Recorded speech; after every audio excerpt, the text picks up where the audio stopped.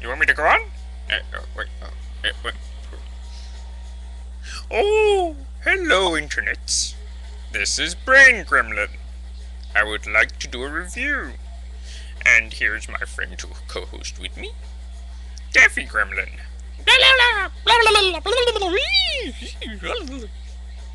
Not very civilized, I'd say. Hey, I'm gonna do a quick little review. I was cleaning up my house, as you can see. All my posters are gone, and all the paintings that I've done on my wall are gone. Still packing up some stuff, my artwork. And it's in daytime. Alright, where do I begin? Well, first off, I've been cleaning up my house, and look what I found. Daffy Gremlin? Brain Gremlin! Had these since I was a little kid on the release of Gremlins 2, the new batch. This one, on the other hand, I've had since the mid-80s, an original Gizmo. You can tell by the size of his ears. He's original. Gremlins 2 Gizmo had the longer ears. Still super proud to hold these. Small little rubber little dolls that I just adore. Oh.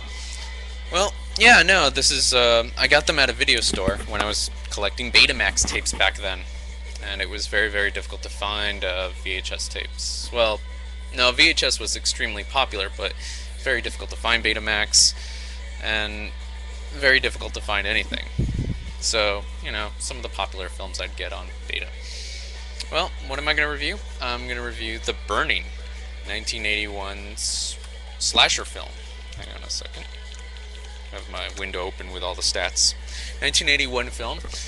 What's famous about this was Tom Savini's makeup effects work. He originally was scheduled to work on Friday the 13th Part 2, but instead decided to work on this film.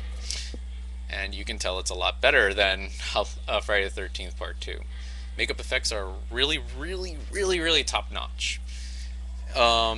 It's pretty much a basic slasher camper movie. The makeup effects are astounding. What's really cool is, actually there's a lot of time devoted to camp life. And there's a lot of time just at least developing the tension of the characters and giving them a little bit more of a somewhat believable.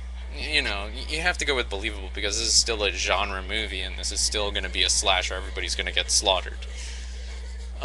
It's really good. A lot of the tension is extremely believable. Again, that's what I mean. It has to be at least reasonable and believable.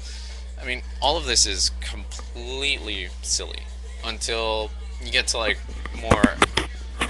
more like studies of actual real serial killers and things like that. Then it becomes like interesting character studies, and then they become a little bit different. Here we're still sexy teenage kids who are gonna get killed, or they do dumb things. Now what's really remarkable about this cast is a young Jason Alexander with hair, Ben, as the as the kind of goofy best friend who tells jokes. Fisher Stevens, if you don't know who he is, he used to do the narration for almost all of Bravo's commercials in the early 2000s.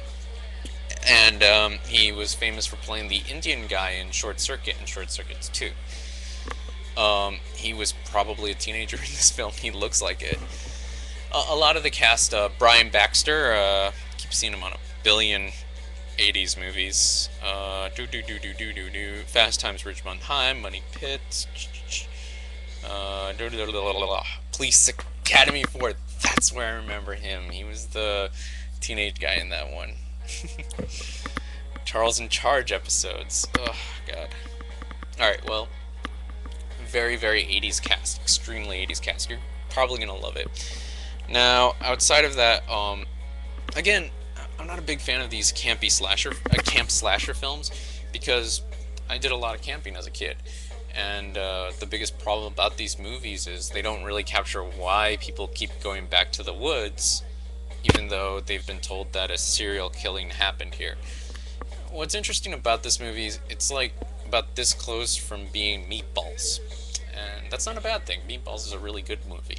Uh, Bill Murray. Then the sequels went on to Tits and Ass, and Aliens, and Ghosts, and oh god, Meatballs 3 is really one of the weirdest movies ever. Maybe we should talk about that some other time. But here they devote a lot of time in the camp, and it's actually really believable, and it's really understanding. Now, I kind of want to end the review here. Go see it. Really great. In fact, in my opinion, the best camp movie out there, slasher camp.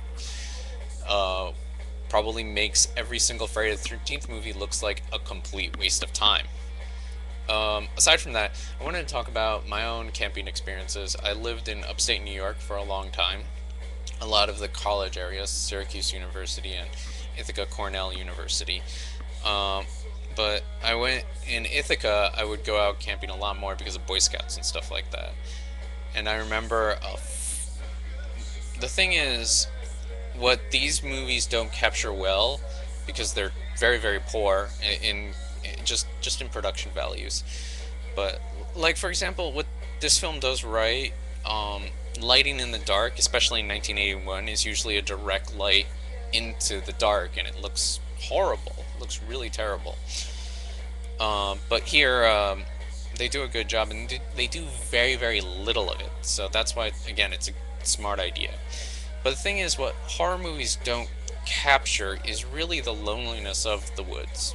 Not a lot of them do it that well. A lot of them have like generic excuses to have them have sex, split up, have sex, and unreasonably find each other's bodies. Later they find the bodies in like a big pile up. But going up into the woods, there is a scariness to it. I mean, like in the daytime it's a lot better.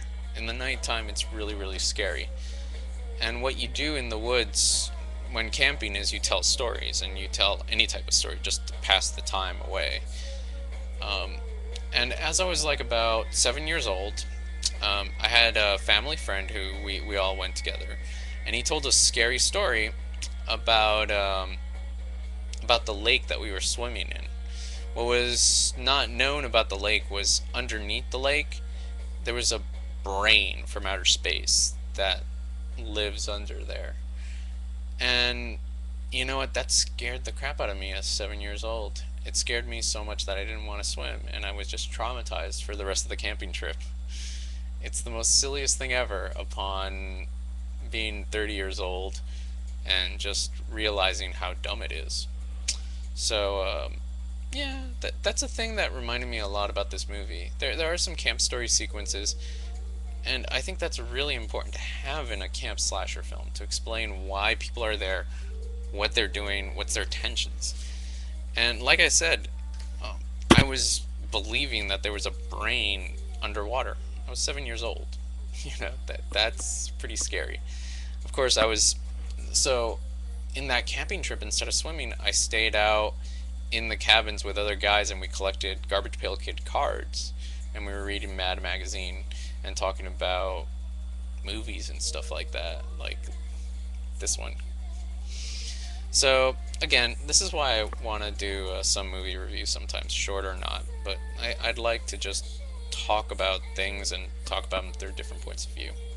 Hope you enjoyed it, and watch The Burning. It's on Netflix streaming. Really, really good.